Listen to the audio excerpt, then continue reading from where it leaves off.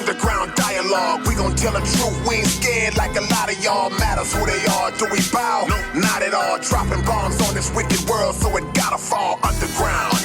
Underground dialogue. We gon' tell the truth, we ain't scared like a lot of y'all. Matters who they are, do we bow? No, not at all. Dropping bombs on this wicked world, so it gotta fall. From the industry to the Oval Office, we expose the darkest motives of them all and disclose what the protocol is. Thinking and moving logical, stopping every maneuver possible, and apologizing for truth is not optional. We gon' help you with what you go through, reshape and mold you, and sweep over them weak lies they told you.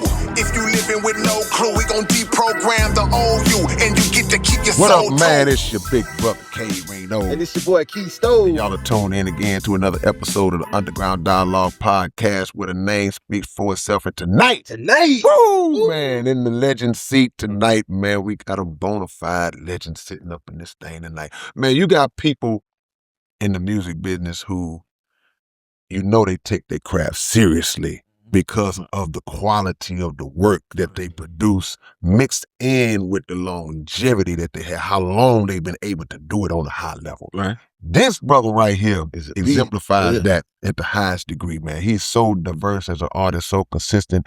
He is equally as great as a rapper as he is a singer, and as a singer as he is as a rapper. This man is part of the Freestyle Kings. He is the versatile child, the one only, Mr. I Look Good himself. Chalie Boy is in the building, man. How you feeling, family? I'm good, man. That's crazy. That sounds like I'm coming out to a fight. Yeah. Look, like if somebody announces, if a legend is announcing you like that, man, it gives you chills, and I appreciate that. You're well respected, not only in Houston, but everywhere you have stepped foot on any platform. New York, 50 states got it down. If you don't know this dude, then you just been slipping on actual lyricism and all that, because he's amongst the greats. I commend you as well as... Man, how you gonna do an intro on me after I do an intro on you, man? Watch the backslash. Number love, man. I gotta give it back where it's due, because I was nothing before you was doing all this and everything, and me hearing in Hearn and Calvert, Texas, Klondike Cat and Southpaw Coalition and ranging from listening to NWA and all of these different cultural and area sounds, the lyricism, the volatileness, the heartbeat of the street, never stepping foot in there, and just hearing it with your ears, really listening, and just getting to hear and see all these pictures being painted. And this was way before I ever thought about doing any type of music, and I was just in the seats just listening, hearing these movies unfold. Well, man, you have definitely written your own movies and produced your own movies, man. You got so much work. I want to go to the beginning, man. Calvert, Texas, Hearn, Texas. Sure. What is that connection? I know they're real close to each other. You claim both. Give us kind of understanding, I guess, from a geographical standpoint and your connection to both those. Because what I always respected about you, one of the many things, is that you never tried to be from nowhere but where you was from, and stood on that proud, man. Right. So kind of give us the backstory on that. All right, you take 290 and head towards PV, hop on Highway 6 at Hempstead, Highway 6 North. You're going to pass Hempstead, Navasota, Bryan College Station, Hearn. 9 miles away is Calvert. And Highway 6 stretch all the way to Waco. Yeah. That's the area that I grew up in and went to schools in. My mother is from Hearn, and she was a school teacher there till all my life until she retired, which she was also a musician in our church, Old England Missionary Baptist Church in Hearn. Her family is from Hearn. My father is from Calvert, and she taught in Hearn. We had a house in Calvert. I got family from both sides, and just 9 miles apart. So I'm getting the full picture of my family heritage and knowing about my family just right 9 miles apart, and knowing the deep roots of my family from right there. I went to school in Hearn up until the end of my freshman year. Then I finished school in Calvert. I graduated in Calvert in 1998.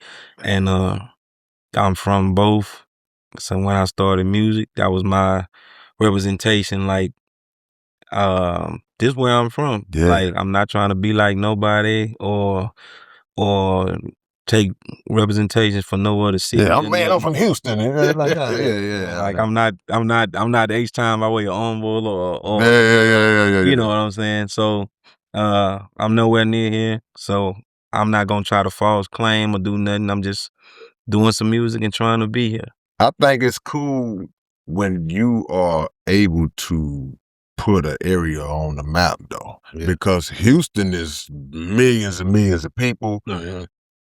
No one individual can legitimately claim that they put Houston on the map. You know, and in certain areas you can say, "Well, I was the first to do that," but you have a distinction because you can say, "Well, man, you know, I come from these two small towns," and if they say, "Well, name some people that came," it may be, I don't know, maybe some athletes who in there and there, but those places are known because of Chalie Boy. Yeah. You know? John Randall's from there. Oh, John, Minnesota Viking? Yes. Yeah, okay, yeah. It happens to be my cousin. Man, come on. It got to be. It ain't but 400 of y'all in there. Hey, it is what it is. But yeah, I mean, Calvert has had a deep history itself. The railroad, Hearn and Calvert, the railroads basically started around that centralized area. At one point in time, Calvert was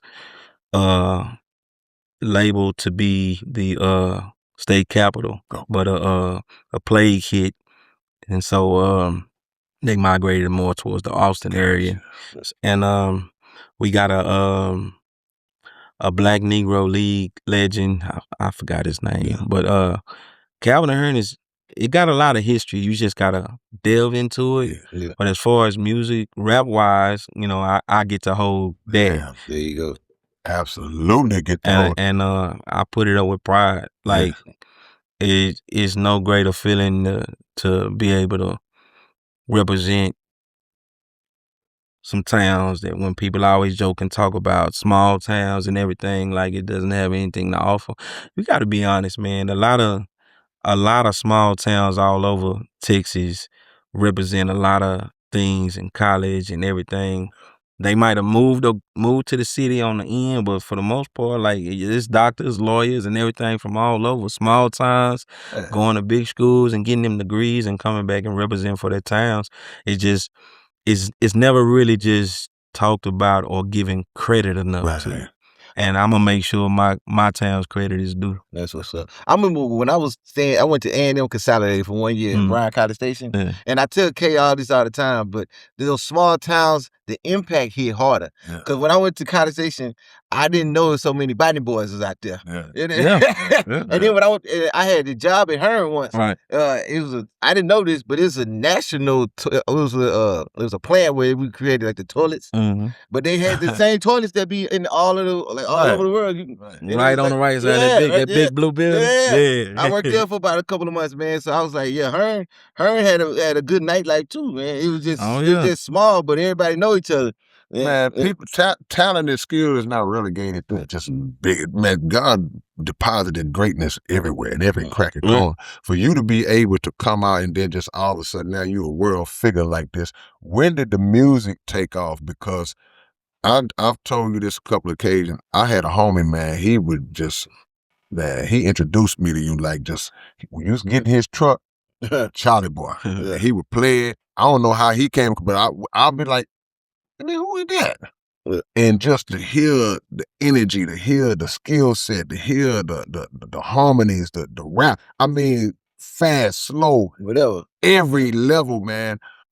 What is the origins of Freestyle King? What came first? Was it the Freestyle King? How'd y'all link up and get that whole thing going? The Freestyle King's Dirty Third Records was founded by Chris Wilkinson, aka DJ Bull, while he was going to Sam Houston. He's from Huntsville.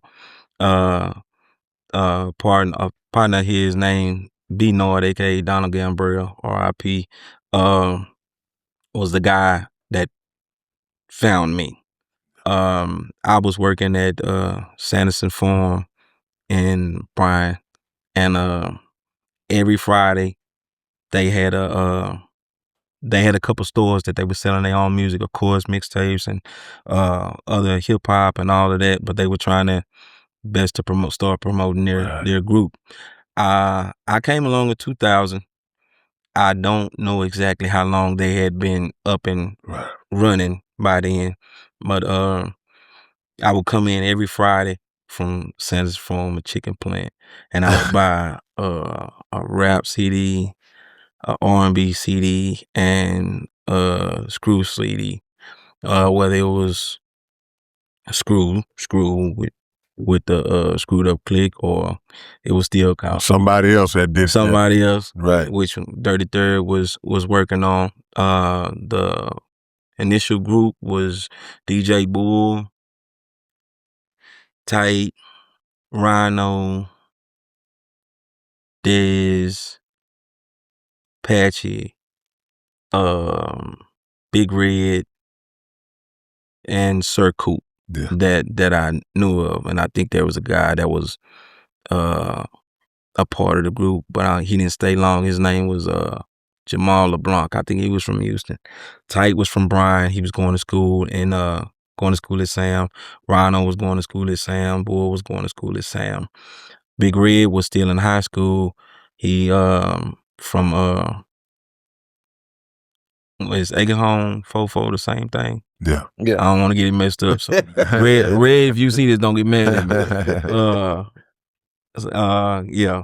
So and then that was around the time I got funneled into the group because I was buying some music at the store, and a couple of people from high school would come stop by the store. Some ladies, and it was one of them birthday. I sang happy birthday. And, in the store? In the store. Yeah, okay. And Nord heard me. He was like, man, I didn't know you could sing. I was like, man, I don't do it no more. I just do what I do. Yeah.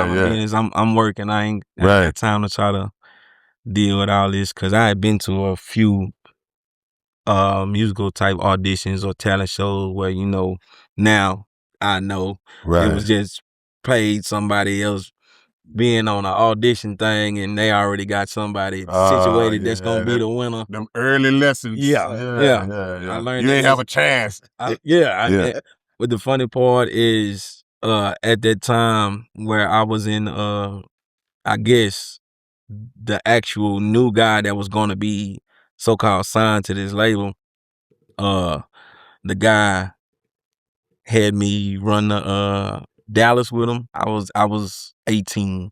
No, I was 18. Dang. I couldn't even get in a strip club. So they go to Dallas and they talking about doing some business, and I'm riding with the dude that won. I'm like, wait a minute. I know this nigga. Y'all together? Yeah, he part of the label. Oh, so y'all had this rigged anyway. Yeah, the fix was in. I was never gonna win the money. Yeah. But you trying to get me now. Okay. Man, you fix gonna be in. You know what I'm saying? And it didn't work out because that day while I was there, we was gonna be hanging or whatever. I'm sitting for hours in this car outside the strip club while whatever they doing. They in there getting it on. I knew right then and there. No, I ain't fooling with y'all. Right. I'm just not gonna even worry about it. So fast forward back to this time, he say, hey, Bull and this group were working on a mixtape. They want to know if you could come down and sing some hooks or something for them. I'm like, hey man, I got time, no problem. So I come down. This is after a month or so of probably going in and out the shop. So at one point, Tight would work the shop. I saw Rhino, and I saw Sir Coop. They be there every Friday. I was like, what's up? I get to the door to their main store in Huntsville. I'm greeted at the door by Tight, but he looking at me like, what you doing here? Yeah, like, uh-oh. I'm like, hey, what's up? Yeah. I got this smile. He got this. Yeah. What's up? I say, well, Noah sent me down here. He said y'all had some hooks or something y'all wanted me to sing. Told me, hold on. Had me sit out there for a little bit. I'm like, well, they kept you sitting outside. I'm like, I mean, if they don't need me, they don't need me. I got ready to get ready to go. And Tight come to the door like, hey man, Bull ready to see you. I'm like, all right, what's good?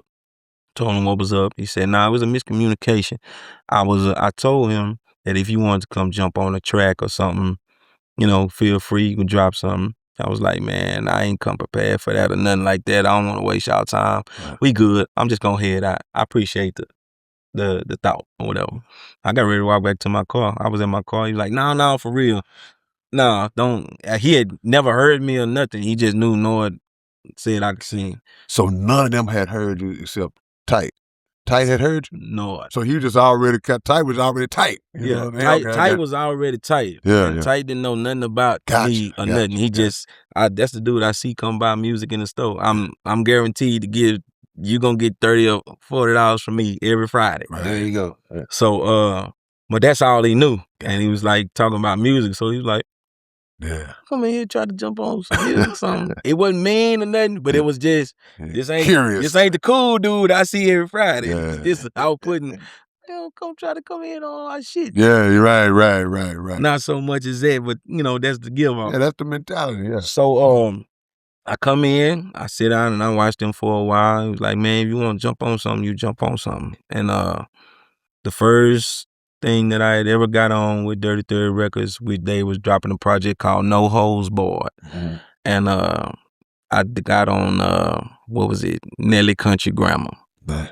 And they was like, "Hey, what?" Yeah. Hold on. Yeah, okay. And got done with it. They were like, "Man, you want to jump on something else?" I was like, "Hey, man, if I ain't wasting y'all time, I ain't gonna, no, go ahead, feel free." And that was the very first project I jumped on. And you 18, 19? How old are you at this time? Roughly. I graduated in 1918, 2 years, I was 20. I was about to be 21. I can imagine. See, I know how I felt riding in the car hearing you for the first time. I can imagine being in the lab and like, "Yeah, all right, man, go on, do it." And you're like, "What? Wait. Like, hold on, man. Who is this dude here, man?" Nah, yeah. And you still working at the plant too? Yeah. I was a day off. So I went down there and did that, and they was like, "Hey, man, appreciate it." I didn't even ask about when the project was gonna be done or when they was putting it out or nothing, because it was funny because at the time it was still being recorded with the way they were recording with the mic and everything. It was still the analog record with the tape. Yeah, you push little reel, yeah. And it was like that, and got it done. A couple weeks later, they put they shipped out the project, and I was on it, and they were like, "Man, no," I was like, "A few people from Hearn have been through here already. I just put them on a CD, so don't be surprised if you hear it playing through the town." I heard it, but I ain't tell nobody it was me, and then they never knew it was me until one time we got somebody booked a show at the VFW in town, and he was like, "Man, I want to know who the hell is Chalie Boy." He talking about Columbus Village. He talking about North Side, East Side, West Side. He talking about he got to be from around here. He from around here, but who the hell is he? Yeah. And then it was like, "Oh man, that's Miss Mary." So the crazy thing, you was working at that meat select. That's a legendary spot, then, bro. It is, man. It is. Hey man, when you trying to get you a job, earn you some money fresh out the gate, you looking for them jobs and everything. Sanderson was the first thing you gonna have in your mind. Go to that chicken plant, chuck up some chicken, get you some change. First thing you got on your mind, I'm gonna give me some wheels, and I'm gonna go find something else to work. Get up out of here. That's a starting point. Man, y'all had those mixtapes was coming out at such a rate, bro. Yeah. When y'all got really into the thick of it, how much were y'all recording? How frequent was the process? Because it seemed like y'all was putting them things out the weekend. Crazy. It was like with Tight, Rhino, and Coop being around the studio all day because they there every day, going to school. Once they leave school, they go and go work on something. They're searching for through the Bull running the store. He got records and DJ records and all that, so he always getting something from the new DJ pool. They were always searching for instrumentals, so something pop up, they get on something and be like, "Hey, if you want to get on that one, go and get on that one. Jump on that one, jump on that one, jump on that one, jump on that one." So by the time the rest of the squad would get there on the weekend or so, It's just we jumping on this, we jumping on that, we jumping on this, we jumping on that, and they done. Yeah. So we make the run, probably give a project a month, and we already got one ready. Drop it out another month or wait 2 months if this one's doing good. But we would always promote on everything about it because Bull also had a club called the Ballroom in Huntsville, and every Friday night it was a spot like whatever y'all local spot down here would be where everybody was gonna always go. Right, that was it. That was it. Yeah. Huntsville, localized from people coming from Madisonville, all the way up from Willis Conroe. Anybody that had anybody was going to school, they'll tell their family, friends, if y'all don't want to be in the city, come down here. You're not gonna really miss a beat other than just it's BYOE, bring your own drink. Yeah. Other than that, yeah, same action. It's it was just like in Hearn. JQ's the program director at 979. He's from Hearn, and at one point he was running the club in Hearn. What was it first? Bossa Nova. It was the Bossa Nova initially, and it had been through a couple of club names: Bossa Nova, Club Emotions, Bossa Nova 2. But the whole time he was running a radio station in the Bryan area, Right. he was always bringing artists through. So like Screwed Up Click and everybody had been down at this club while I'm growing up and seeing all these artists, because around Thanksgiving we'd also have a talent show. Yeah. So anybody that had come through the radio station, JQ and his crew I think it was called Be Bad Entertainment, would always bring some type of celebrity through for Thanksgiving for that time. So it was always something really popping off in the area, and it wasn't a lot of activity with the laws, harassing or nothing. So you hear at Blackshear Elementary on the weekend for the in the auditorium for the talent show. You right across the street from the West Side Park, the Darren Moody Center. After this, the grown folks gonna go to the Darren Moody Center or go to the Hill, the Sunset Strip. The kids will be in the gym having a soccer. Everything in place. Everything in place. And it was just a good vibe, good times and everything. And it was all separated and also so much distance to where if you might be getting drunk, but you're gonna go check on your kids right down the road. That's country life, man. See, that's what we need. See, that's just country folks, man, just having that genuine humility and love for each other, man. Yeah. When y'all was at the height of the mixtape game. This was when, the physical CDs and mixtapes was moved. Man, what was the rate at which y'all was moving them tapes, man? Was it mind blowing how much they were selling, and how did y'all bust that down with the money? Because I know you were doing it for the love at first, but I know once you've seen, like, man, we selling a lot of these things. Well, when after I got on and I could see what we were doing, we were shipping tapes. We were shipping tapes to the whole Chitlin circuit. Now, when you say tapes, you mean cassettes and CDs? And CDs. Okay. So because at that time, you talking about early 2000s, cassettes were still cassettes and CDs and selling them out the trunk. Yeah. Like we was, our overall plan was like, right now you got Screw and you got Swisher House in Houston. So Houston is pretty much gonna be on lock for its ideal North and South favorite. Right. Anything else coming into this city is gonna be hard as hell to do. Now you could bleed into it here and there, but the idea is still, the fan base is still really not gonna. We gonna rock with our own. Yeah. As at that time, 97.9 was representing, putting its own on hard. If you knew about anybody was anybody if they got put on 97.9 at the time, all the Houston artists, and so we knew that was a deadlock. But what we gonna do is we gonna ship music to Port Arthur, Orange, down Schulenburg. We gonna hit everything outside 59. We drop some off in Katy at some store. We gonna touch every store we can possibly can outside of every city that might have their own artist group or whatever, and we just gonna these speakers in these cars just gonna come to your city on weekends and just show you who's who or who you not dealing with that you need to deal with. Genius. You know the crazy thing is the name.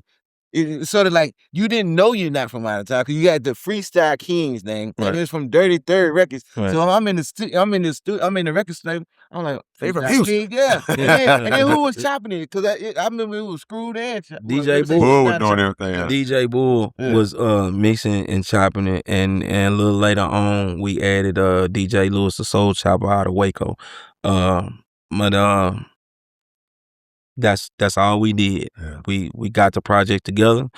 We gonna find some space to do some talking and promoting. We gonna promote the ballroom. And at that point, the music that we were selling, we had Pittsburgh Steelers Terrible Tiles. We had shirts, Dirty Third like this, Freestyle Kings. Every time we made a new project, we'd have a set of shirts that we'd also do promo for. Right. So when we go do our shows or events, we'd have something to throw out. So every time money was being made, we was throwing it all back into the reinvesting in the products. Yeah. And then it started getting bigger to where we were covering our material costs and dropping cash in each other's pocket. It wasn't by no who need this, who need that. It all got bust down. Yeah. 50 for everybody. Everybody was going to have something. You know how rare that is, man? You got to have the right team with the right mentality because a lot of things change when money starts to come in. Right. And so when that situation happens, I always feel like when a situation gets so big and so hot, in my opinion, money issues should be the last thing because we're generating enough for everybody. Right. All we had to do is just be fair. Right. Yeah. You know, so that seemed like y'all had that dynamic to where it was just kind of working on that level like that. One thing that I was noticing that you overskipped a little bit because you came in, you said I just went in there and started freestyling and they just loved it. But where did that freestyle come from? Like, were you already just polishing this up in high school? Like, cause you came in like very high level, bro. Man, you just stand it out. I am not the greatest freestyler.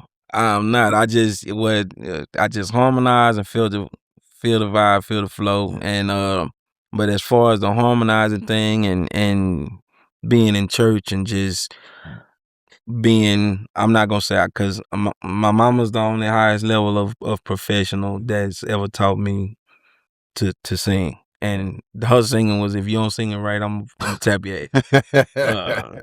I love you, mama. I love that. And I appreciate it. But so I never had any vocal coach or nothing like that, but I had every bit of instilled confidence, and no matter what you do it. And even if you playing around, you have fun with it, be confident that I don't give a damn what nobody else think about it, I'm doing me. Right. And so when I got to that point with those guys, it was just, I got freedom to do whatever it is I want. And these people might like what you rapping about, or they might not. But I've been given the opportunity to say what I want to say, and express it how I want to express it, and it's gonna be that. I ain't taking it back. If they don't like it, hey, I won't be on another project or whatever, or that's that. But as long as I got an opportunity to express myself, I was gonna do it, and I've been doing it to this day. What I want to ask you is about, because I remember you saying that y'all just planted the seeds in the small towns, but eventually it did make its way to H-Town. Like I said, that's when I first started hearing.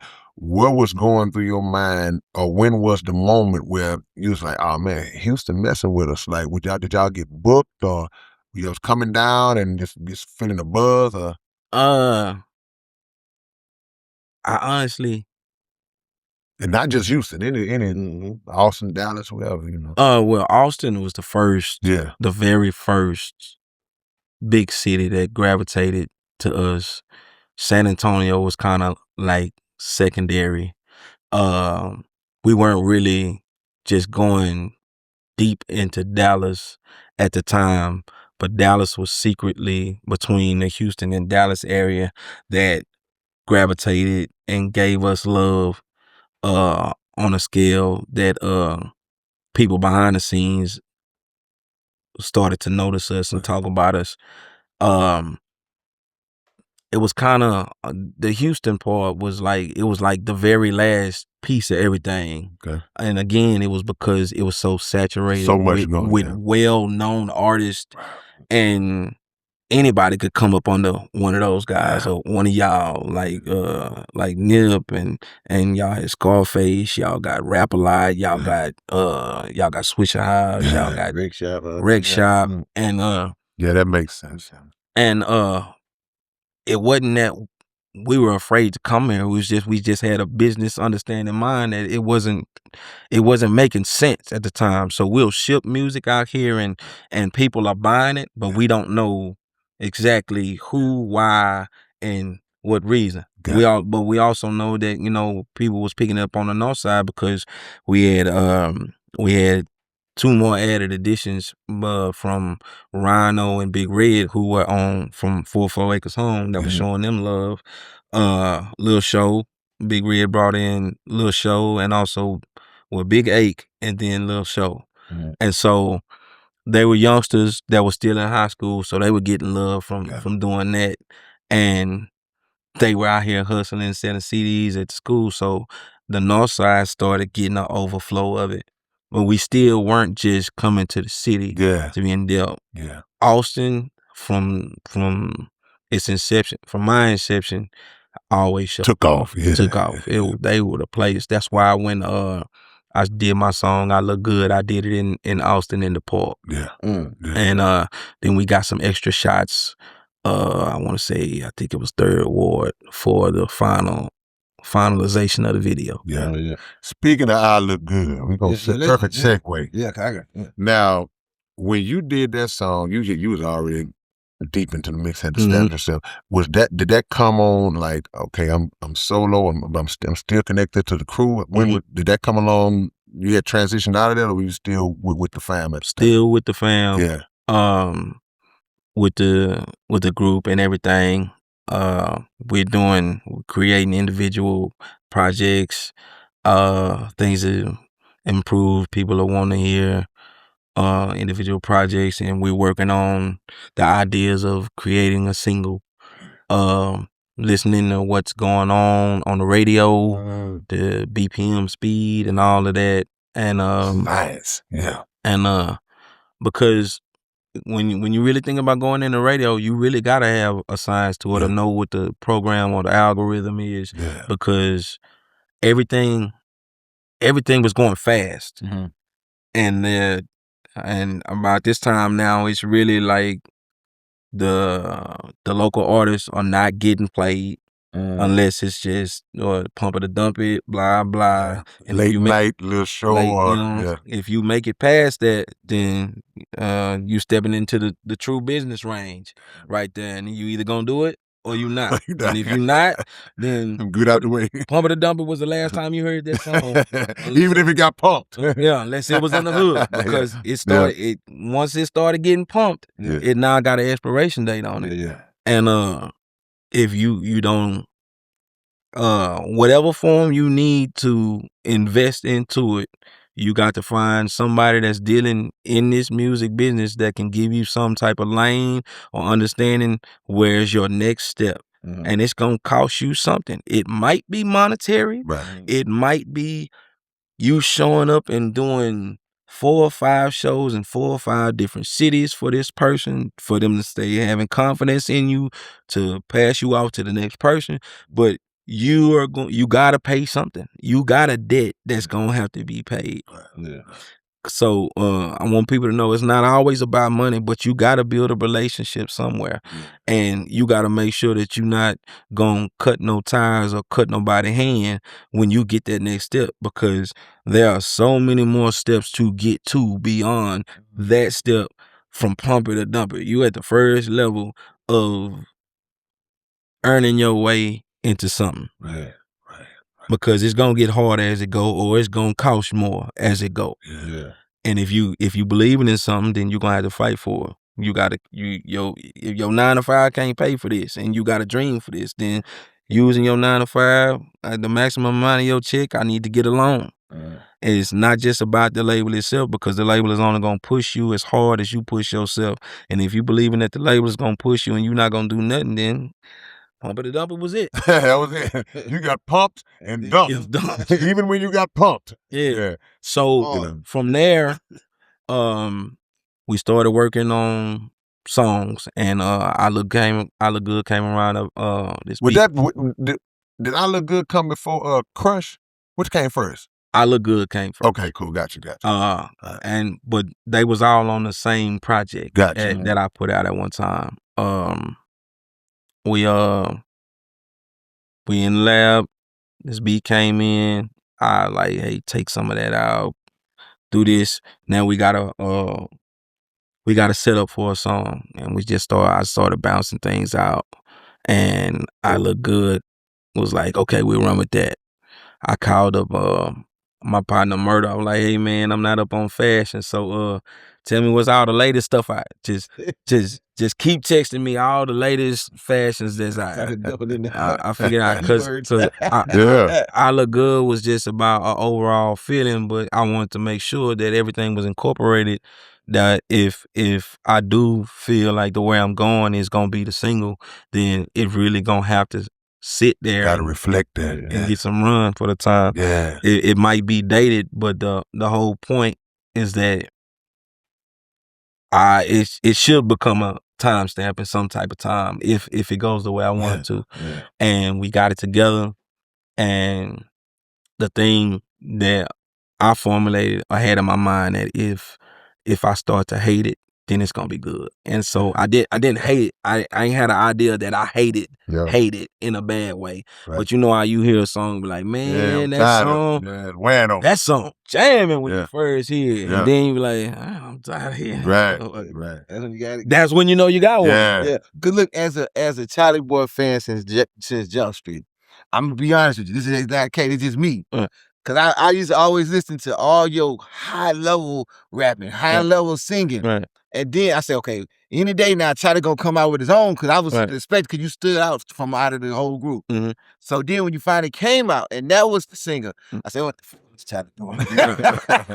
I said, cause I know Chalie is high level. Right. So when you said it just now, you explained it. You say, well, I was figuring out what they were doing, which now is genius. But honestly, I was like, man, I know Chalie can hit him hard, cause I was one of the ones I used to cut for the most is the one you and K got. And it's so high level. And then when I heard my mom said, Chalie probably in there just freestyling. No, but you know, me being so versed in him at that time, I knew exactly what it was. Yeah. I was like, okay, no, Chalie is strategizing. It's a science, because that's like if you hear Rakim. You just heard Rakim, and before he ever put a record out, I'm a perfect example. Yeah. I had heard Rakim on Check Out My Melody, Eric B for President. I had heard him just spit. I heard all these different songs, and then he came out with, you got soul, and he kept it real simple. Yeah.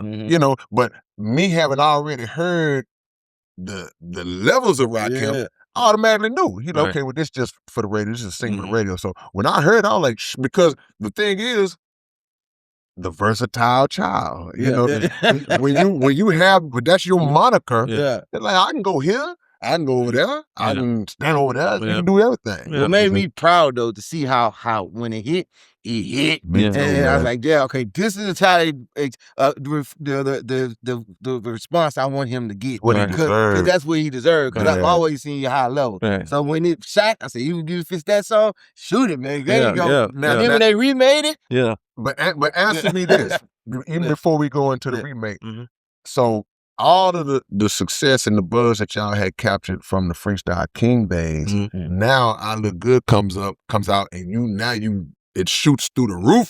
Yeah. What adjustment did you have to make just on multiple levels in terms of how you move now, and How did that look? Did you ever think about getting a hairpiece? Yeah. Nope. I didn't think about going get no weight reduction, no gas. I didn't think about none of that. I'm like as I just told you from the music, I just wanted to be heard. If the slight gullibleness overall at that point was like, it don't matter my size, the talent's gonna be good, and the more this moves, the more they'll see how I handle business. Right. Mm-hmm. At some point, it was just, we don't care about none of that. We just want business and what we can do. The higher ups was just like, we just want to do whatever business and we'll move on to the next, because now at that point, it doesn't seem like it, but music is really, really starting to microwave, heat up. It's just, what's the next? What's the next? What's the next? What's the next? But to backtrack a little bit, when we made I Look Good and got ready for it, a lot of we were going to DJ pools and be like, man, I can't put this in my mix. It don't match with nothing. Mm-hmm. And everything was slow. But right around the same time, The Road was doing Ice Cream Paint Job. Yeah. And so they matched, and we was like, well, you could put those together while that The Road song was out and it was running. And the Dallas DJs was mixing it in behind each other. So that was a good solid mix for even if you didn't know the song or like the song or rock with it while we doing business, and we got the business side of the DJs, and then we got the support of DJs. While they going hand in hand, this is the mix that both of y'all have an idea that y'all can do. So whether the people like listening to this or not, here it comes. Yeah. Because this is what we got to mix, and this is what we can segue back into the other stuff we gonna play for y'all. The dilemma at that time was that music was still so much faster. Yeah. And even though I Look Good feels upbeat, it's still a slower tempo. Mm-hmm. And we were running into some problem with that until Soulja Boy dropped This Is My Swag. Okay. So if you know, at this time, it was a lot of New York music being played, but it was up tempo and blah blah. And Soulja Boy dropped This Is My Swag, and his business end was way bigger than mine. Right. And they had no choice but to slow it down. We got to figure out what can be played. And now that he has broken up the monotony of the high speed BPM, and you got to play this in somewhere, or we got to speed this up so much that it connects to make it blend to where we don't sound like raggedy DJs. We got a whole nother lane of slower rhythm music to put in. Here comes Ice Cream Paint Job. Here comes I Look Good.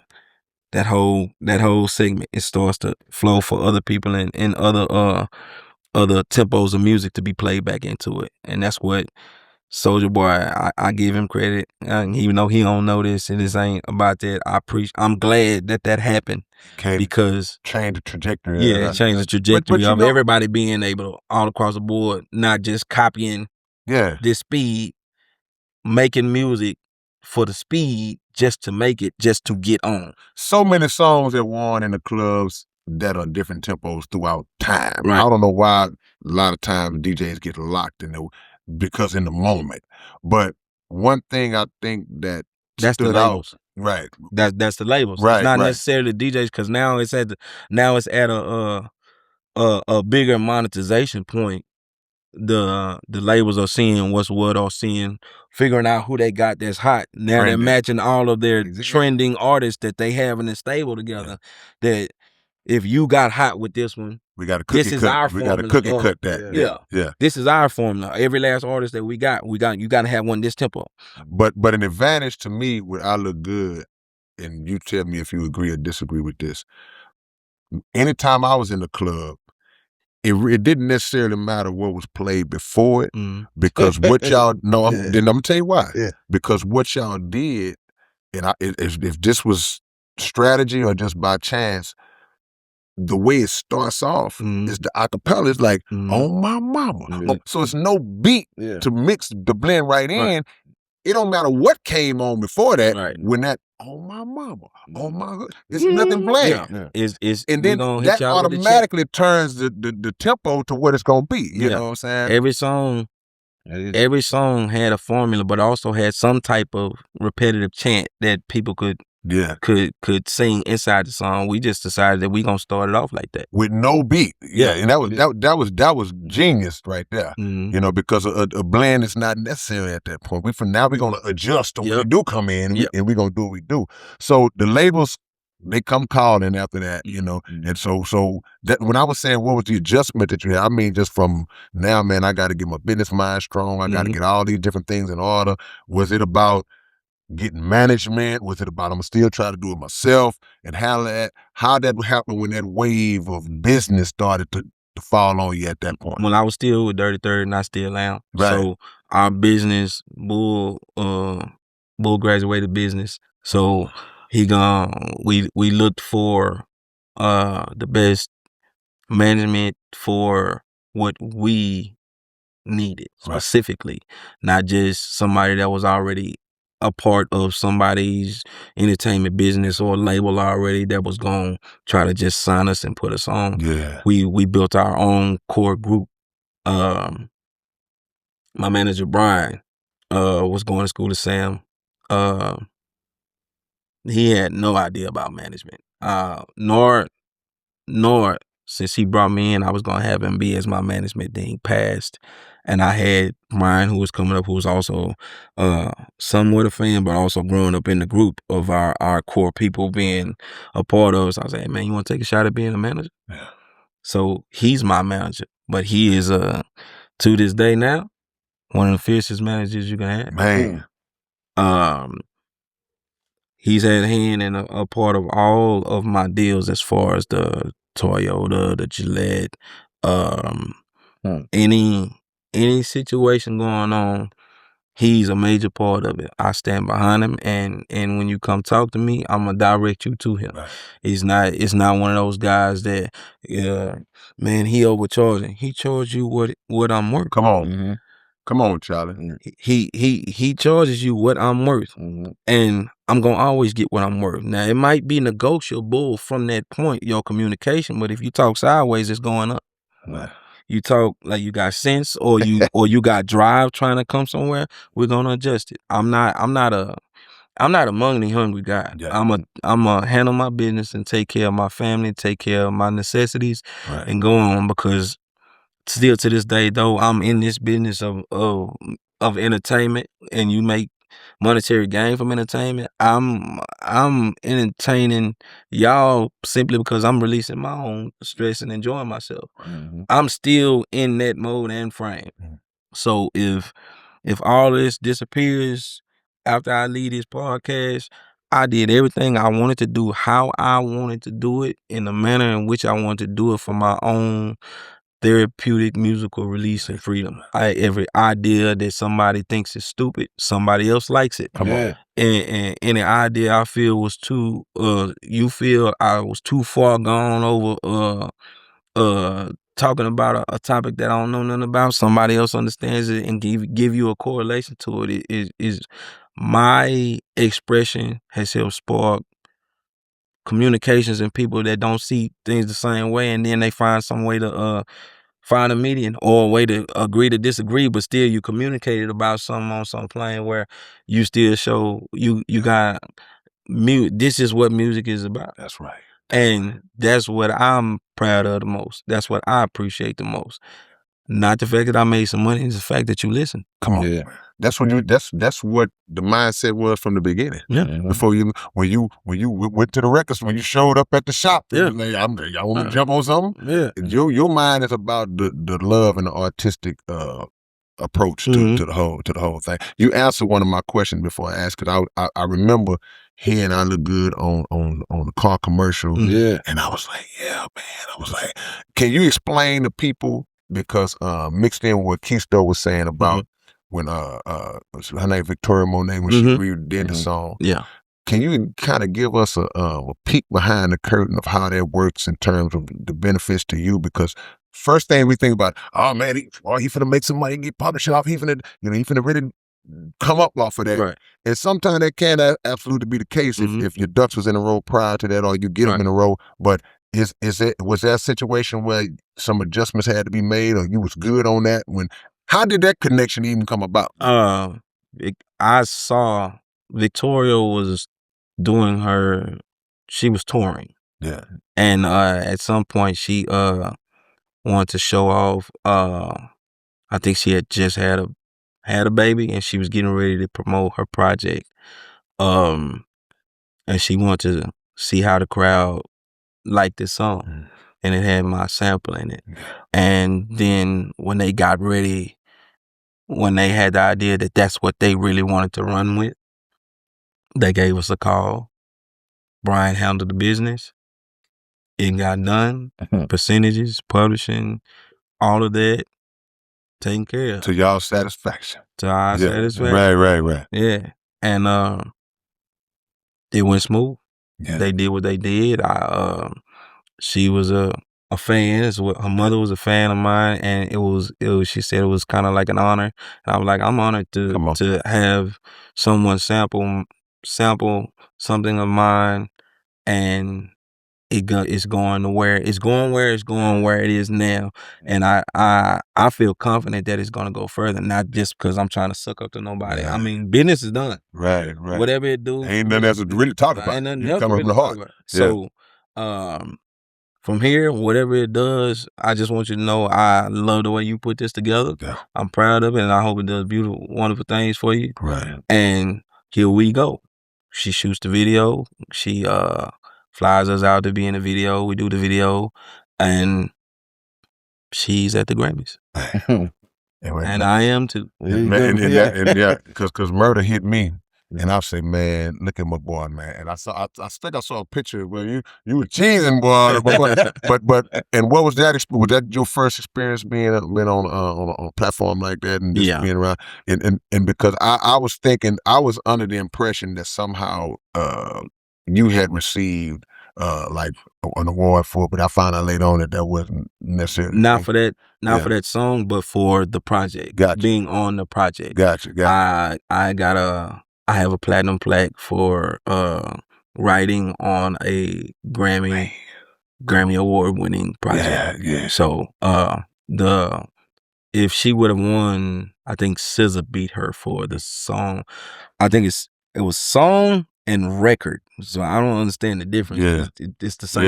It's the same. The album is the record. So song and record. Yeah. So that's like saying single, song. Yeah. So it might have been single and then song. Yeah. Song of the year. Right. And then single. Yeah. Best single. Right. So if she would have won Song of the Year, I would have been awarded been able to purchase Grammy because she was gonna get that one right there. Gotcha. But she lost to SZA, and she got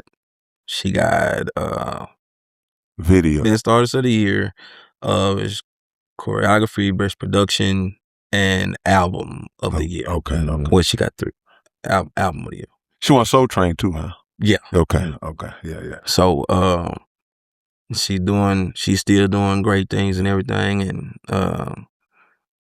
On My Mama and I Look Good are still making money. Man, what's the craziest place that On My Mama took you to?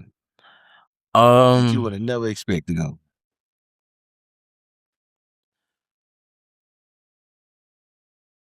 Actually, I had never done House of Blues personally at that time, and Victoria came to Dallas, and I got to get installed into the install the House of Blues organization. Meet the people there, because again, it's all about connections and who you meet and how you meet them and how you treat them. It's not always about money.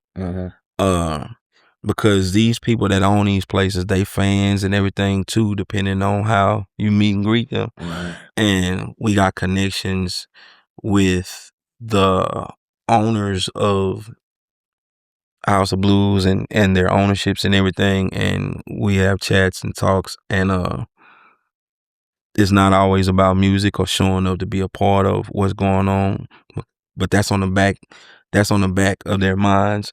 When next time we got something going on, we got y'all in mind. Because of the personal relationship. So Victoria being at the House of Blues and inviting me to come out that particular time,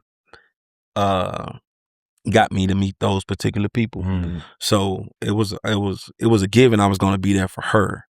We did all that. It was just a plus to be able to meet these people afterwards, because we was just get in, get out. This is her night. Yeah. We gonna get ready to go. And as we going backstage, we run into these people. We run into this lawyer T Riff, part of Baston Law Group out of Dallas, who's been handling a lot of our business now. So great relationships were made specifically off of that night. Wow. Yeah. So I'll say that. I mean, there's been a lot of places gone, but nothing more as impactful as that time that's still going on behind the scenes now. Man, a hit record sustains you, bro. Yeah. And I see so many artists from different generations. They may have a particular hit, a certain song, and they be like, man, I feel cursed. I'm so tired. I have new stuff that I'm doing. Okay, yeah, but you wouldn't even be where you are if it wasn't for that first thing that springboarded you into that level of success. Exactly. I respect that you like, hey, yeah, I look good. Let's go. However many life forms it can take on. And a lot of people feel the way you feel when I Look Good dropped. It was like, I Look Good was just a feel good song. Like, I feel good about making it and just being playful and having fun. And again, when it dropped, and I said, man, I hate it. This gonna be one of those songs that it has the opportunity to sit amongst these people and amongst the hardest turmoil of that actual year. That was the first year that I know, when I started since 2000, of me just trying to pay attention to music and how major labels would drop major label artists and everything. That was the first year that artists decided to drop music on near the back end, the third and fourth quarter of music. Cause I think Mary J. Blige dropped one, Jay-Z dropped one, or it was Jay might have dropped one, and then it was Jay and Jay and Ye with Niggas in Paris. They had that project. Luda dropped a single. Snoop dropped a single. Well, he was Snoop Lion at the time. Right. It was either being Snoop Lion, because it might have been Beautiful. I don't think it was Beautiful that he dropped. It was another reggae song. It might have been a reggae song when he first dropped a reggae single on the radio. But there's only so many spots, and it's coming to the end of the year too. So the radio is gonna lock in around Christmas time. Whatever you hearing on the radio, that's what you gonna hear. It might be switched up but that the program is that these songs are automatically gonna be played throughout the Christmas, the Christmas holidays until everybody come back to work and blah blah. So if you trying your best to get a song in ever, the near the second half, the third and fourth quarter for an independent artist is the best time to do, because the first is January, the summertime, and the major label artists are trying to drop something that's gonna keep them locked in. So you got at least 5 artists gonna drop something at that time. Yeah. But it was a bunch at the time, and and you heard those names I just said. They dropped something on the back end, and I'm like, I ain't gonna. Yeah. They were strategizing too. They thinking the same thing. Yeah. And the thing with the label, which was the craziest thing, we beat out Snoop for the position to lock in, because Greg Street called and say, hey man, we ready to lock in, and we got your spot situated. Everything is looking good. The numbers are good. The label said they got a bad batch of I can't think of the doggone word. They got a bad batch of reviews or rating reviews for at a time, right before they locked in for the Christmas holiday, and the label was like, man, we think we just gonna go ahead, cut ties, and be done with it. That is your job. Yeah. Okay. Battery, which was the subsidiary, the baby subsidiary of Jive. And I was like, okay, cool. And then I was telling Greg Street, he was like, man, Well, tell her ass, if they just counted it, tell them to renew another motherfucker. Come on, man, what's going on? This motherfucker hot down here. Yeah. Man, you like, cause I ain't. Yeah. My bad. Fuck that shit. Fuck that shit. So that ended the actual. I fulfilled my contract with Battery, and they own the record. I still get my percentage from the record, and the good and bad side of it is, again, like when they feel comfortable about something that they can make some money, they're gonna go all in and say that they're doing this and these things. But the majority of our Look Good success was Dirty Third Records, our team doing everything. They just threw some money in to have flyers and promo. Give it more reach and range. But all that in itself is the things they did, I do appreciate. We were already in the majority of those spots and locations, though. What they were trying to do was just get money. And they would if you get signed, whatever song you got, they're gonna try to use you to promote the next thing that they're gonna have signed anyway, or use you as a fill-in artist for a bigger artist that might be on tour somewhere else, and they don't want to just, we owed you, and we know we said we were going to have you this artist, but he's unavailable, so we got another artist to fill the roster. Plug say you we in. fill in our obligation and those things. They're going to try to fulfill and lock in your schedule to where you don't make any type of monetary money. Wow. And that's the part where you got to be on your game about your business and whatever. Hey, we got y'all some flights booked here from blah, blah. No, that we don't need that. We already driving out that way. We got a show here and blah, blah. But we're going to set up you guys to have this schedule. Okay, but no, don't do that, because we already got this schedule here. We not going to let you lock us down. And run no tab. And run a tab. Yeah. Man, they asked us to they thought it needed some a little bit more oomph and sound from what you hear I Look Good is right now. They said it was something was too low and blah blah.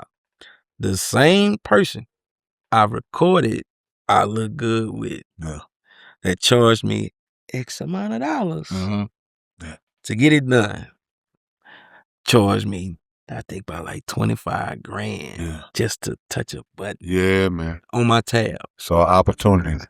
Saw that opportunity. On my tab. Yeah. That's crazy. And we did that twice, so that cost me about 50 grand. Just, I mean, and for 2 buttons. Yeah. And on the third, like, nah, we just gonna, it sound good. I'll push it myself. Watch out. So that's one thing I noticed on the remix. I said, okay, time to put that thing on the remix. Yeah. But one thing I was worried. This is just like I said, just come from me. One thing I was worried about, I was like, that song was so big. I wonder if he's gonna now start go follow that in future, like, that's gonna be the new normal instead of what you was already providing before that. So is that anything like now, because you strategic with the science, is that the new formula now? Like, I'm gonna get these keywords from some people and I'm gonna see what they doing, make the speed come, or you gonna still hit us with that same Chalie Boy before then that was so high level with it? I do everything. Freestyle child. And whatever, I mean, hey man, this is done, just put it out there. Yeah. This done, put it out there. Bull does the thinking about the algorithm, if this song is gonna be the song or not, which is not a problem, because if we're thinking on business, and that'll be fine. If you want to put some money into this one, okay. This one, I'm putting money into this one because it's still in uniform with the algorithm, not because we're trying to dumb you down or nothing like that. If you say you want to have another run, then you gotta hit certain markers. Exactly. And certain markers are not always the core fan base uniform, because the core fan base uniform is there. Chilling circuit or everywhere. That your home court. They gonna feel it and they gonna like it. but you need everybody else to like it. Exactly. Yeah. And I'm gonna be straightforward. This is not a kissing ass thing. This is, you are in an entertainment business. What can you do that's gonna gravitate to the majority of the business? So when people be like, man, that shit's watered down or blah blah, it is.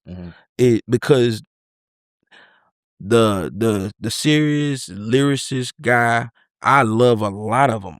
Lupe, the Coast Contra, I like La Russell. They are not in the forefront. It's not gonna be mainstream, and it's not because they can't be mainstream. The mainstream is not gonna let them be mainstream because we don't want you with the consciousness part. Yeah, and I promise you, all of these conscious dudes. And like if anybody's listens to Battle Rap, every last one of those dudes can make a hot song, and a lot of the fans say, but that's not a hit. And you're claiming that that's not a hit in comparison to what mainstream is only allowing it to be made. It's not knocking. Well, now the beat knocking. All right, man, he with that same over your head rapping. The lyricism in that over your head rapping is still killing. It's just not the vibe you on. You want, it's not, I'm not gonna even say mumble rap. It's not mumble rap. You want this choppy in your face, say something, but then it got a hit on the 808. That's what you want. You want the rhythm. You want to feel good. You don't even care about lyrics at all. Yeah, really. Man, if you had a beat playing and you pootie tanged your lyrics, at the end, you don't hear nothing till the 808 hit Sarate. Yeah. Man, that whole slap. 10 million. You know what I'm saying? Like the whole skit of the I'll put it. Like, you know what I'm saying? It's a core group of people that's gonna do that because they're now raised in the watered down. Right. Set your mind to a sound sequencer. As long as you playing this key instrument that keep tapping into your core signature, these people gonna line. It's all about the frequency.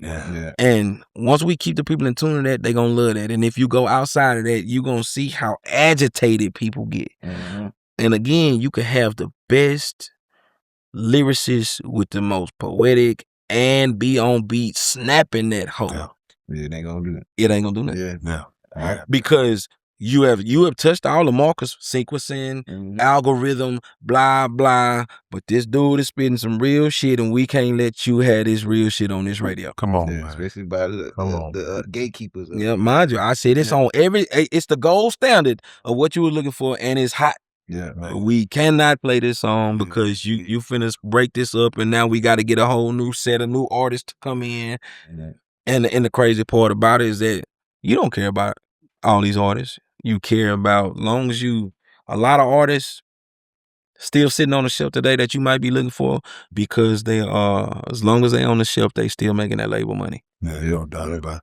I wanted to ask you this because you said something. You said something a minute ago. You was talking about how y'all had already kind of did the groundwork and had I Look Good up and running. Looking at it now, knowing what you know now, would you have signed with Jive if you had it to do all over again? I know you said they did a lot for you too, but because everything you look at, you say, well, man, we was already doing this. We was already doing it.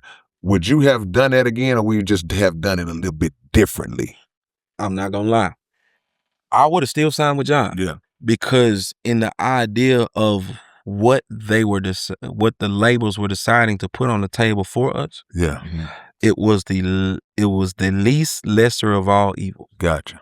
We still had freedom to interrupt their ideas of booking us and keeping us filled in. We saw they laid out the plans and how they were looking to do things and what they had ideas for us.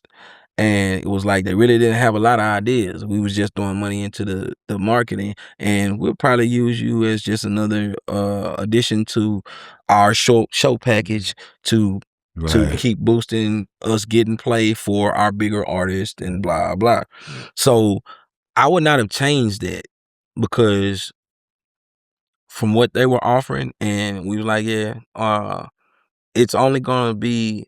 We're looking for it to be a huge impact as far as them signing us and promoting us like the idea we think a label will do because of what we do. Right. You saw what we did with this song before you came along to decide that you wanted to take it because it was making money and it could make you some money. Gotcha.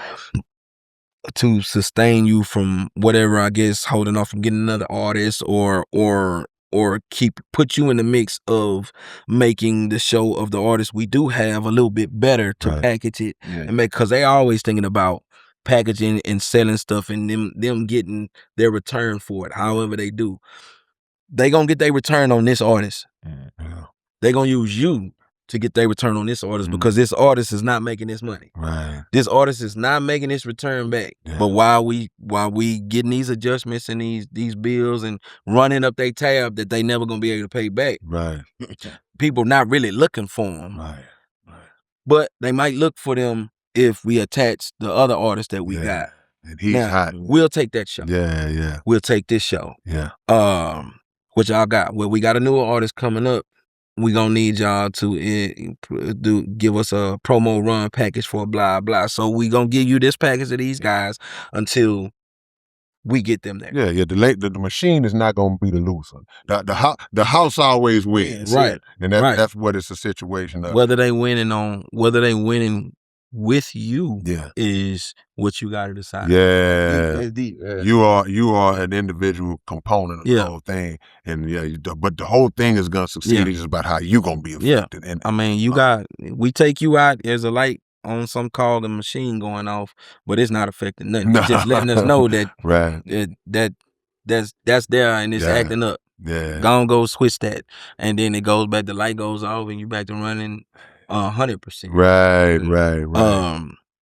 And as I said, they looking at you. They're gaining a lot of artists that are sitting right now that's signed to a label, mad at a label that they're not trying to get them off. They saw the numbers and how much it was going to cost to invest to get you to really be at optimum performance for them, and it's not worth it. Right. So you just sitting there. Right. But while you sitting there and the money that we advanced you and everything is still on your books, the money that your songs might be making money, the songs that they actually put out and invest in, they might be making some money somewhere, but it's not making enough for you to clear your bill. Ooh. Yeah. It's not enough for you to clear your bill and get off of our label. Right. So while you still sitting on our label, these money, we got the freedom to put these songs with sync licensing and blah, blah. You can't go make no new music with nobody without us clearing it or getting our money. You get a feature, you owe us money. Man. Everything you doing that you might sneak and try to do is still gonna add up to your bill. We gonna find it. And while we have this on here, we have you on the books, we're still getting increase of monetary gain from you. Right. Though you're not doing nothing or costing us nothing. Man. See, and that's such a good game. It's such a good game to give because a lot of people don't really understand why labels will shelf for artists or they hold them for a certain amount of time because the thought is, well, why don't they just cut them loose? But you just gave we still making money. The insight, they're not gonna do nothing that's counterproductive to their pockets. At the end of the day. Now, and I noticed, I don't know how it is in other regions, but a lot of the artists that have got signed out of Texas, they don't hold those spots on those big labels for long. And people have argued that, man, these labels, they don't know how to really work artists from our region, or sometimes it could be the artist they'd had a team y'all had. I've never seen an artist that signed out of Houston or just anywhere in our region where they was on a label for 3, 4, 5 years kind of successfully. Eventually it ends. So I always tell guys, look, man, especially back then, it's not so much now. Get what you can get out of them. Yeah. If they want to shoot you something up front, and especially in those days, you might get $1 million, you might get $500,000, you might get 10 or 12, depending on what level you was doing it independently. But get it. Yeah. Take those reparations. Yeah, like my brother told me, we'll take them reparations. So, because I just I believe in doing honest business, but I also believe in playing the game the way that they're gonna play it too. We are in a competition, even though we're supposed to be in the same umbrella. Right. So I didn't know what your thought is on that. My thing is yours because they're always gonna win. Yeah. You got to win within them winning. Yeah. There goes shirt. Y'all got me. Y'all Hold got on, time out. 20-second time out. Tag on the play. He said you got to win within them winning. Okay, go ahead. Now, this is the game. Yeah. It's not, I didn't adjust it. I didn't create a player. I didn't set this up. I came into your field high that you own everything and you making everything. Yeah. I didn't say become no sucker. I didn't say become no slave. I didn't say nothing. What was your mindset before you signed with them? Right. Keep that mindset. When they give you that money, don't waste this money. If a chain is gonna help you advance, make that motherfucking chain do what it's supposed to do. Don't buy that chain and then go sit here and not go be productive. Right. If this car is gonna help you, Yeah. make that car help you. Yeah. Don't sit off in this motherfucking go to the same club every day, then get robbed for that whole lose 4 flats. Like Pimp say, now you sleeping on your mama's couch. Blah blah. You are dead broke. There's no way you can return any of the money that they advanced you. Yeah. If you think you jumped in this game to make a lot of money, however you have this position, and you better be doing it. Yeah. If you get $1 million and say, I'm not gonna rap, I'm finna, soon as they give me this $1 million, I'm throwing this $1 million in the stock investments and in the rap game. You knew for sure that you wasn't planning on rapping. Right. Right. You were looking for the best opportunity to get you some money. Yeah. Banks ain't giving it to you. Yeah. And if they do, they're giving you high interest rate. Right. Prime example of getting your money and advancing to Millionaire. Yeah. Before Chamillionaire got signed, Chamillionaire was already running Chamillionaire.com. Come on. He was running deals, he had forums. Everything that they were doing on that site was making him money, and his goal was on Silicon Valley before his record got him Grammy or anything. Yeah. He got that money, fulfilled his contractual deed, didn't re-up, didn't re-sign, and went and handled his business. Man. While he was getting money, while they winning with him, while we winning, I'm winning too. Man, yeah. The game as far within as the I game. know, he hasn't taken the loss yet. Right. Yeah. Y'all, and while I'm in here, I'm gonna audit y'all. Yeah. For any type of thing that's going on. If I feel my money look funny, because he always buy his money. Hey, I'll hear from you. Go send him an audit. Right. Go check on them numbers. Right. Oh, well, here's your money. Oh, I thought so. Yeah. So, anyway you planning on being in this business, be it while you feeling at 100%. Because as you said, the people die off. They see how the game is as soon as they sign or before they sign and think that they gonna be a difference within this when it's all constructed like our Section 8 and all this other housing is constructed. It's set up for us to fail. Come on, man. It's set up for us to fail, and you owe us and the people that already got the money to get more money off you, and i.e. keep you on the shelf. Come on, man. Get off in this game. Do what they want you to do. It makes some money or it's not made it back. You still have the means and ways you have a foundation to invest or do something solid that you know, because now that you're in the game, you got money to buy get a high-end lawyer, not to do dumbass shit. Come on. But an entertainment lawyer that's gonna find you other ways, because the music is not looking for you to find other means of income. No. That's why artists and rappers can't wait to try to have an opportunity to jump to the movie industry and become actors and blah blah. They looking for multiple streams of revenue. Yeah. You with this label, you make sure you got all of your streaming stuff set up. Not them setting independent it up. of them, and the 360, to where even if you do other stuff, they getting a piece of that too. You gonna get a piece of it, but I still have a piece of it. Yeah, I understood that you were going to have a piece of this before I signed, because you told me you was gonna be taking a piece of this. If it's worth it to you, you know how you gonna work all of the investments that you get from it. Then you sign. Come on, I didn't say sign right now. I didn't say sign. Right. If it's worth it and you know that you can manage this with the team that you got, your lawyer, your investments, your blah, blah, you got this lined up, you really thought this through before you sign this dotted line, sign it. Yep. Because now you got somebody to protect your money. You got somebody to look out for your well-being that's not under them. Right. They have their own and they gonna come check on things, but you got somebody to watchdog now. You got somebody to oversee that nothing is I know you taking advantage of me somewhere, but you ain't finna take 100% complete. You're gonna take advantage of what I'm aware of. You taking advantage of. Ain't gonna be I need him to know. I need him to go do everything I'm unaware of. Right. That's why I'm paying him for. Right. That's what I got him for. That's what if something goes stupid, I got them situated to protect me. They're giving me other ways to put my money to work for myself, other than just taking from me. Because I know all these people that I do pay still have the opportunity to rob me too. Yeah. But I'm gonna get somebody else to watch y'all too. Yeah, we got the watchers gotta have somebody watching the watchers. So while you got that and you in the game, the burnout is you see this, you didn't do all of those things. Right. You got that money. Yeah.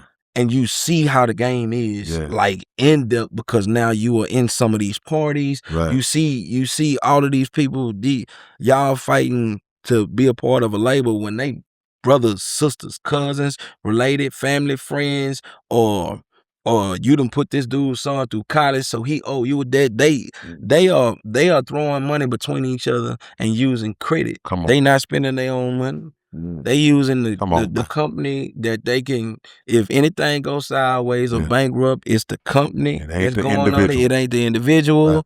They are all protecting or working on protecting themselves, just like the company that they signed to or are working for is protecting themselves. When we losing no money, bankrupt this whole. Right. Yep. Yeah.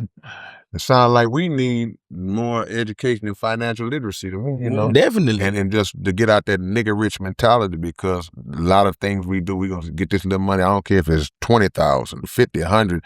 We're going to immediately go purchase something that depreciates the second we buy it. Exactly. And we don't know how to make that money work for ourselves. It's you the poor man's richest NBA baller with no sense. And I want to you go buy a house, you ain't pay it off. Yeah. Yeah.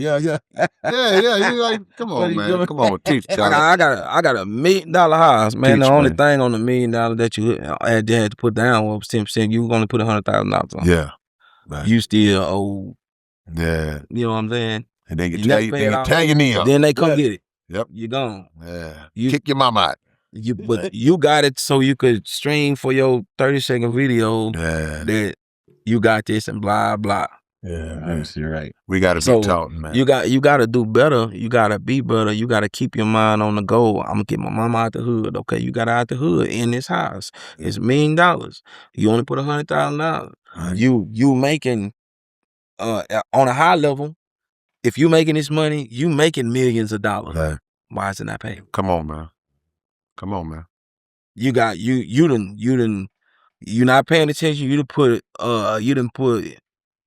I got my mama out the hood. I got $1 million in my mama account, so she could be good. That's what you right. know. Okay. You still owe on that money that you made. Yeah. Mom, I'm sorry. I got a 1099. I on these taxes, I gotta say I gave you this money now. So you not doing nothing. Yeah. You are not doing nothing by having this money. So go and pay the taxes on this money. And we gonna be good. Right. Keep it in. I'll start a business here. One for your name, blah, blah. Everything that they doing to us, we can now do for ourselves. Come on, man. But you got to keep in mind to do that. Because, like you say, in about 10 years, I'm going to get burnt off for seeing these same dudes do the same thing. Yeah. Won't let me put my music out, blah, blah. Why you done made this money on this tour? Pay off that advance. Yeah, man. Hey, man, we square. Yeah. Okay? We can't make no more money off the back end on you. Now everything is roughly 50-50 as long as we got you signed. Yeah. I'm pretty sure they was happy making 100% of you doing nothing and them getting free money. Absolutely. But I'm pretty sure if you gonna work with them and they make it 50-50 or whatever they signed to, you done cleared your ledger. Right. You finna get more shit. Come on, man. Come on, man. What a car dealership do, man? Hey, we put you on this blah blah. You got this car for paying a monthly note for 10, 20 years. Yeah. Okay, you done paid this bill off in 5 months because you had the money. You think they ain't coming to sell you a new car? Right. You just bought a new car. They You gotta think get back in your we pocket. got another new car we want to sell. Look at this one though. You know what I'm saying? Yeah. You bought this one. This one got a see-through window. It's the same exact one. Right. They gonna keep bringing you stuff to get some money from you as you look like you getting money. Absolutely. Because they making money every time you sign a dotted line and that interest rate going. And they playing on our ignorance. Yeah. You know, that's really the main thing. Let us know what you got coming out, if anything, Chalie, man. You know, because you just gave us, you done took us around the world and for us music, teaching, business, man, everything. What you got dropping, man? Man, I don't have nothing in particular dropping right now. I'm working on EP. If y'all don't know my partner out of Dallas, by way of Louisiana, how she send you, I'm doing a little EP, working on that now. I got a publishing deal with Sony, so I've been doing a lot of writing and submitting that. That's why I haven't been on the just really putting nothing out. Right. Because when I got it on my mind that I'm gonna put it out and express myself, I got a knucklehead in the room. He don't want to be seen. I think about he over there, y'all. I think about them and furthering investments and things. So I'm gonna sell it to a bigger partner. I don't need to be in the forefront anymore. Right. I don't need my face seen. Yeah. And everything now is about just being up front, visual, streaming. I like that stuff, but I don't love it enough to where I'm gonna make it monetize itself for me as I should, because I'm doing other stuff. I got you. And investing in my kids' future and all that. So I'm country boy, like to be hands on. Yeah. So I'm out and about when it's super necessary. Right. When it's money made, taken care of, I'm gonna be there, take pictures, blah blah. Everything needed to do. In that time frame when it's over, I'm back home. Yeah. I'm back in the lab, or I'm back cooking up something that I might put out, but definitely gonna submit. Right. So because whether you hear me do it or not, it's gonna still say my writing credit on it. That's right. So if you feel it, you still feeling the expression. You still feeling Chalie Boy. Yeah, I heard a rumor that you was gonna be in Friday, the last Friday that's coming up now, as Big Worm's little brother. Nope, but the small worm. I will not be named Lil Worm, no.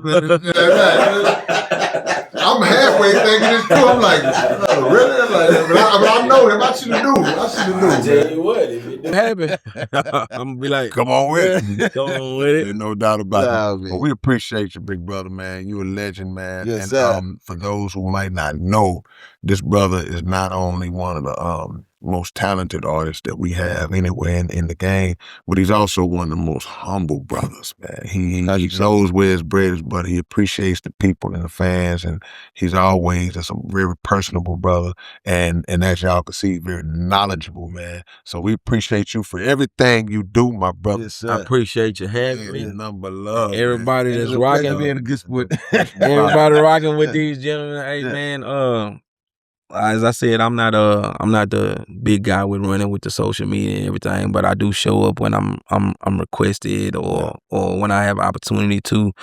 This platform, if y'all looking at it, y'all keep supporting this, because this is the way things get monetized, and at your core, the things that you truly look to have heard gotta be paid for. Like that's just the end of it. Like, I'm pretty sure a lot of y'all out there above the young ones that's in your 30s and 40s, y'all paying mortgages, life insurance, all this stuff. And to keep it going, you gotta keep paying for it. And even though it seemed like it sucked, when times are down and it's over and you have paid for it, the value comes out that nobody else got to see. But while you sitting here looking at the value right now, you got to make sure it stay out there. So keep supporting. That's right. I hope y'all do. Hit the link right below. We got merch and everything, so you can check out and support the show. And also, how can they get a hold of you? What's your social media? My social media is D3 Chalie Boy on Instagram. D as in dog, the number 3, CHALIEBOY. It's Chalie, not Charlie. Don't call it Charlie. I'm on Facebook, same D3 Chalie Boy. To get in touch with me for booking, hooks, or anything of that nature, you can contact my manager Brian on Instagram. He's @B as in boy, Dibbles, DIBBLES. The contact number is 512-731-5842. Man, that is, man. The one and only Chalie Boy, man. He on the Underground Dialogue podcast, man.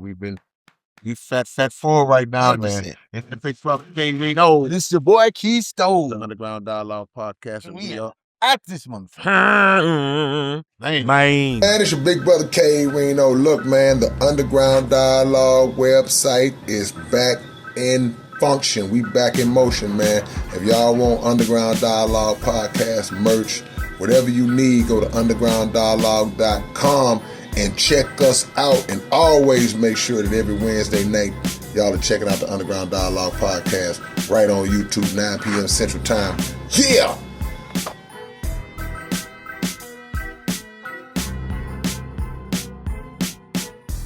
What's up, man? It's your big brother K-Rino. And check this out, man. The Underground Dialogue podcast is offering advertising opportunities, man. You can promote your business, you can promote your video, your song, whatever it is that you have, man.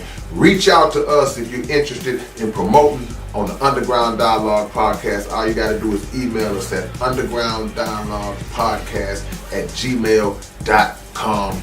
Get it. What up, man? It's your big brother K-Rino. I'm proud to announce that I'm a new brand ambassador to this new brand of clothing and shoes called Volage. Y'all make sure that y'all support this. It's already available. Houston-based company, straight out the A's. Look at the quality of the packaging itself. We ain't even got to the shoes yet, man. And this is just one pair of shoes, one design. They got all kinds of dope designs of shoes that you guys can choose from. Go to volage.biz and find your order, find what you want. Wide selection to choose from, male and female items, and I'm proud to be a part of it, man. Community workers, versatile products, Volage, manufactured in Italy. Look at the quality of this box, man. Y'all don't know what it is, man. Catch y'all later on.